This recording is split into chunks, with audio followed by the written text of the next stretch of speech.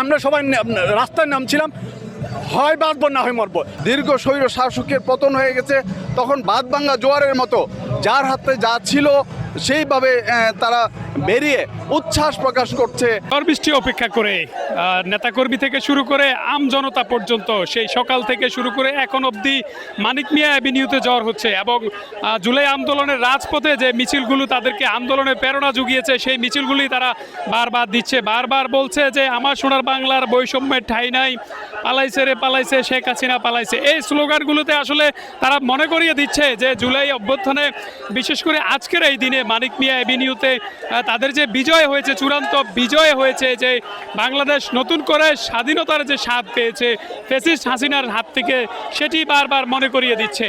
এবং একই সাথে তারা আশা করছেন যে আজকে ডক্টর ইউনূস ঠিক বিকেল 5টায় এই মানিক মিয়া অ্যাভিনিউতে দাঁড়িয়ে জুলাই সনদটি ঘোষণা করবেন এবং তার মধ্য দিয়ে আসলে একটি বছর পরেও ফ্যাসিস্ট হাসিনার যে বিচার প্রক্রিয়া যেটি চলছে সেটি নিয়ে কথা বলবেন এবং জুলাই সনদ ঘোষণা করবেন এখান থেকেই।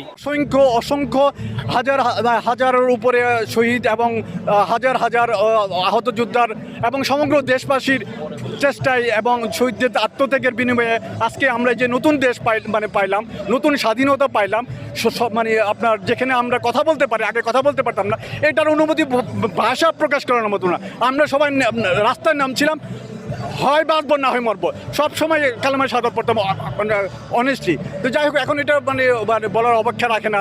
আমি এখানে প্রায় 2 ঘন্টা গোসল করছিলাম আপনার সংসদ ভবনের সামনে। গত বছর ঠিক এই দিনে আমি বাংলাদেশের দ্বীপ উপজেলা কুতুবদিয়াতে অবস্থান করেছিলাম। ঠিক এই মুহূর্তে যখন দেখলাম যে পতন হয়ে গেছে, দীর্ঘ স্বৈর শাসকের পতন হয়ে গেছে, তখন বাঁধভাঙা জোয়ারের মতো যার হাতে যা ছিল সেইভাবে তারা বেরিয়ে উচ্ছ্বাস প্রকাশ করছে।